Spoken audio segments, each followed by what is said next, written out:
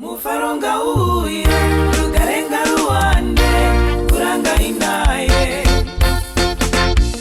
Mufaronga uye rugarenga ruwande kuranga inaye.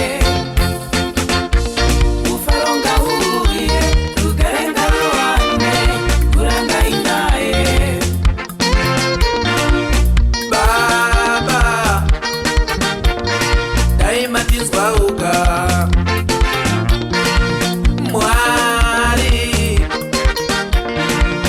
matizwauka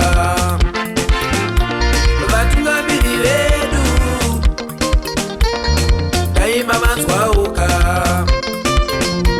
vatungamiri vedu muZimbabwe daima vanzwauka vapeiwo njere nouchenjeri hwekutungamira nyika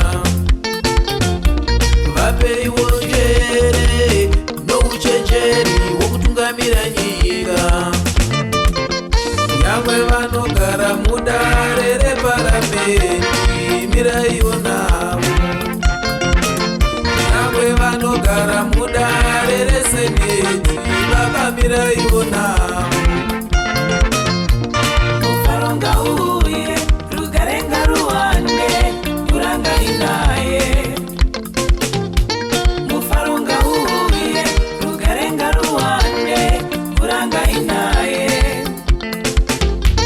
Mufaronga uye rugarenga ruwande kuranga inaye.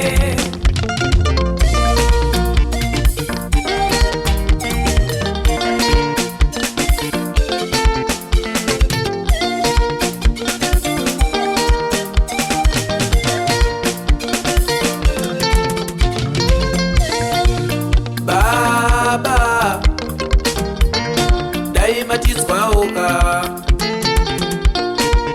Mwari daima tizwauka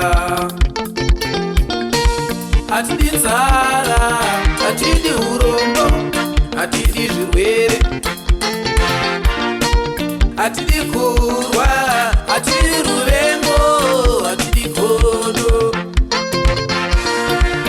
Tinoda mufaro bedzi maZimbabwe, tinoda maguta bedzi maZimbabwe, tinoda utano bedzi maZimbabwe, tinoda mufaro bedzi maZimbabwe, tinoda maguta bedzi maZimbabwe, tinoda utano bedzi maZimbabwe.